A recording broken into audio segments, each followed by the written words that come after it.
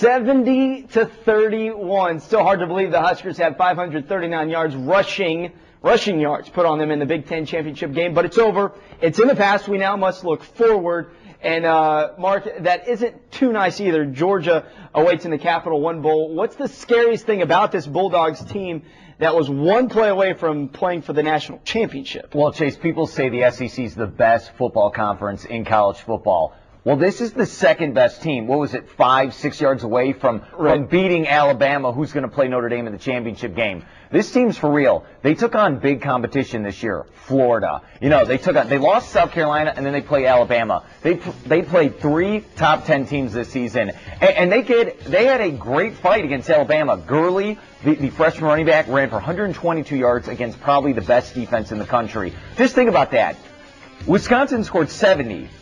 Georgia might be better than Wisconsin, Ohio State, UCLA. This could be an ugly, long day for Bo Pelini and his coaching staff. Yeah, and the thing about Georgia, too, is their quarterback, Aaron Murray, he throws for 3,466 yards this season, 31 touchdowns, only 8 interceptions. He takes care of the ball. He's completing 65% of his passes. Now, this is a stat that throws me about him. He averages 9.82 yards per attempt. Wow. He's very lethal, and he has that knock that he can't do it in a big game. Well, you know what? He was one play away, like we were saying. This is a solid football team, and like you said, the running attack for the Bulldogs is pretty vicious. Well, last year's bowl game, guess what? The Capital One Bowl, they took on South Carolina. They couldn't handle South Carolina. They just fell apart by the third, fourth quarter. This team might be better than South Carolina. That's what's scary about this game. And people say, oh, there's a letdown. They're not going to the title game. They're not going to show up. Trust me, Georgia's going to show up, okay? Don't think they're not going to be there and they're not going to put their best effort. They're going to show the power of the SEC in this game. And they're going to be ready to run. And like you're saying, Aaron Murray, they can run and throw like a 21st century team, not like Wisconsin. It could be and I'm going to say it over and over again, this could be a long day for everyone involved with this football team. This is a huge shark in the water. They've got to respond. I just want you to know this, Chase, real quick. The thing with Creighton was, they lost that game against Boise State. But they had another game 3 days later to rebound, and they did. They played great, and they look good again. Nebraska has 1 month to wait and sit around and have people tell them that they're terrible. They wish they played this weekend, but now they have to wait another couple weeks before they can take the football field again. Yeah, I was talking to a media member that covered the Capital One Bowl last year against South Carolina, and they made a comment to me saying that the Huskers, they had a good shot. Going into it, the Huskers felt pretty good about things. Mm-hmm. But when they saw the caliber of SEC athlete that is over there, they were like, wow, this is what everyone's talking about. And Georgia has those guys, and there's plenty of them on that team. Well, first off, you have to get back to the bread and butter. And every listener, caller, called 590 said the same thing. Limit the turnovers like we do all season. Get back to running the football. Where was Amir Abdullah in that title game? I love Rex Burkhead. Everyone loves him. But Abdullah was one of the keys. They went 6-0 down the stretch. Where was he in that title game? Now, I know they couldn't stop anyone with the run defense, but get back to the guys who got you to that Big Ten title game. And the other thing is, don't be overwhelmed by the moment. If you have 29 seniors in this class, understand a big football game, and then just don't blow up on the sidelines. Just come on, be a man and show up for 4 quarters of football. Yeah, do you think that they do go back to Amir Abdullah starting off the game, or does Bo stick with his guy all along and go with Rex once again? Personally, if it was me, nothing personal, but I'm going back to Abdullah. I don't care. I'm sorry. Abdullah was the reason they were winning at the end. And Taylor, limit your mistakes. It's so frustrating. I don't even like the Huskers. I didn't grow up liking the Huskers, and I'm agitated by what I saw. It happened a week ago.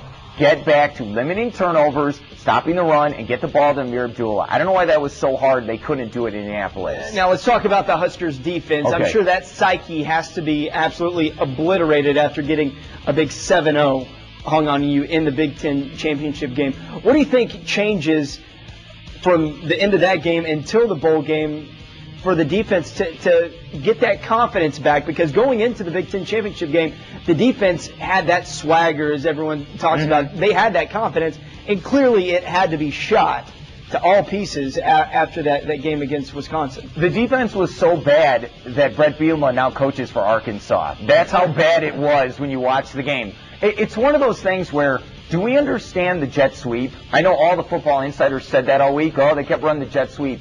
It seemed like in that football game that Wisconsin was lining up, telling the Huskers, hey, we're going to run this play. What are you going to do about it? It was put up or shut up time. Huskers defense could not do it. But I disagree with some callers who said the Huskers gave up. I don't believe that. If you play Division I football for the Big Ten, you're not going to give up in a football game. But some people think that. They got to come back and understand the fundamentals of football. If they're just going to line up, give it to their halfback, and run straight up the middle or off the wings, you got to stop that. Well, they've got the master of defense in Bo Pelini, so surely they'll be able to figure it out, right? Hey, the great Garrett Gordon and I were on 590 this week, and we were discussing, look, Bo Pelini won 9 or 10 games, okay? And that's great. They won 10 games this year. Okay. But moving forward, they cannot give up 70 points in a football game. I don't care what you say about the coach. That can never happen again with this coaching You're staff. saying that's not a key to success, giving up 70 points. No one can come back. Oregon can't come back from 70 points now. There's no way. You can't let that happen moving forward. All right, you mentioned the 29 seniors on this roster. Mm-hmm. This will be obviously their last game that they will play in a Husker uniform. What is their legacy going forward, especially this guy right here, Rex Burkhead? He's done it all for the program. What is the legacy of this senior class, Bo Pelini's first full recruiting class? Will their legacy be affected, win or lose, in the bowl game? It's a great question, Chase, because when you think about it, when he recruited these players, they were recruited to play in the Big 12, right? Offense and defense. They were not recruited to play. These are not Big 10 players. And you're not trying to knock the players, but that's their legacy. After what happened in the last coaching regime, they got rid of him, they got Bo. Bo got his players in here. Now it's back to respectability with this football program. 9, 10 wins, and they're competitive in big-time games. Year 2, they got to the Big Ten title game. The question is, moving forward, can now they start winning those Big Ten title games? That's your legacy right now. No rings on the fingers. That's really what you've done so far. We're 11 wins, if they get that. Is that, if the Huskers win this Capital One Bowl, would this be the most disappointing 11-win team that you can think of? When you don't win a conference championship? Right. It has to be. But 11 wins. That's why Bo Pelini, if he can come back and win this football game, then you can tell the doubters to kind of like, hey, calm down a little. We won 11 games. We beat a big SEC team. But it's not a conference championship. And you're going to keep saying, and it kills me to say this, all next spring, summer, going next fall, we're still going to say they still haven't won a conference championship since 1999. That was supposed to end last weekend. It didn't happen. Now we got to keep talking about it. Now, going back to Georgia, we can flip it on them. How do you think the disappointment of not being in the national title game, do you think they come out flat in that letdown, almost an opposite of Nebraska? I guess they're both having that letdown, but you know that Nebraska's will want to reestablish themselves and say that the 70 was a fluke. On the other hand, they're one play away. How do you think that affects Georgia in this bowl game, knowing that they're that close right there to not being in the national championship? You know what? It's a question you can't answer until you see Georgia come on the field. They should be playing the national title game. They beat Florida. They're that close to beating Alabama, probably one of the best teams in the country. They might come out flat, but it's not like they're not going to try.